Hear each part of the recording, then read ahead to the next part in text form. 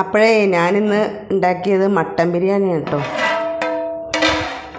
അപ്പോൾ ഇന്ന് Sunday specially mutton ബിരിയാണിയാണ്.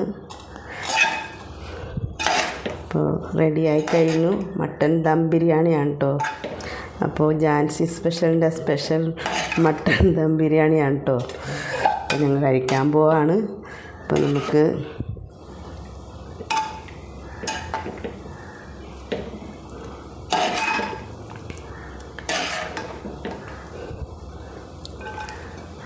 ഇതിലേക്ക് എടുക്കാം. അല്പം